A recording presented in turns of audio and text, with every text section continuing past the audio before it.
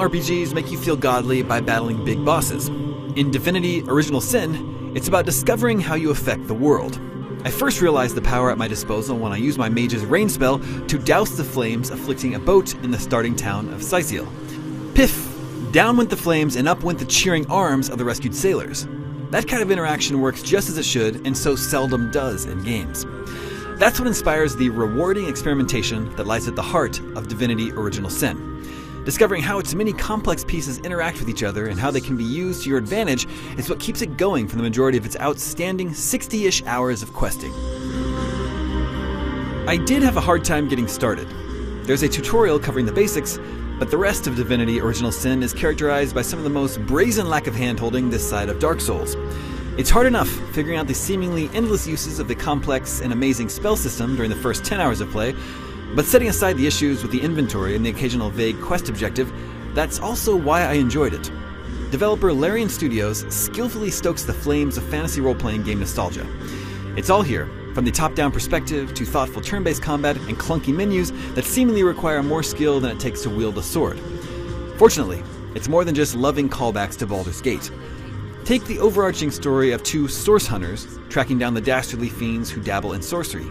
Much as in big-budget role-playing peers such as Skyrim or Mass Effect, the quest to save the world is competently written and feels important, but it never demands your attention so completely that there's no time for tons of great side quests. Much of the appeal of Original Sin's scattered quests stems from little tidbits of conflict with NPCs. These are almost always resolved with a digital game of rock, paper, scissors, which is a great way to allow two main characters to bicker over the merits of their actions. Sometimes these little spats give stat boosts or disposition gains, but they're most effective in the online cooperative mode as a way to inject some roleplay into the experience. The quests themselves are well-written adventures dealing with conflicts like ancient blood feuds and racial tensions. They're full of great moral choices, and most of them have two or more possible outcomes that really made me feel like I had control over the fate of the characters. The interface around the quests could be better though. Sometimes the key to one quest lies in another, and the scant quest journal rarely alludes to such overlaps. At times, the awkward inventory that demands constant juggling between 4 team members adds to the confoundment. I spent embarrassing swaths of time in Original Sin just trying to figure out what to do next. But when, say, you discover that you can pilfer a house of its valuables by using one of your party members to distract the owner in conversation while another steals, it's fantastic. Combat is where Divinity Original Sin comes into its own. Its heavy reliance on various spell and elemental combinations for devastating effects, crowd control, and environmental advantages demands some brain work.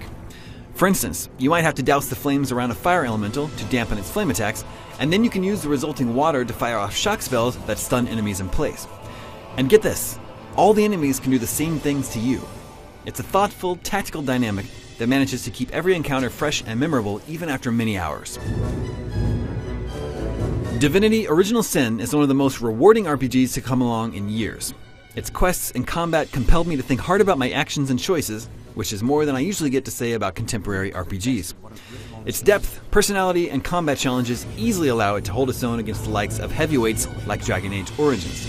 These systems invite constant experimentation throughout dozens of memorable hours of combat and cheeky storytelling, and its rich modding toolkit provides a framework for enjoyable player-made adventure for years to come.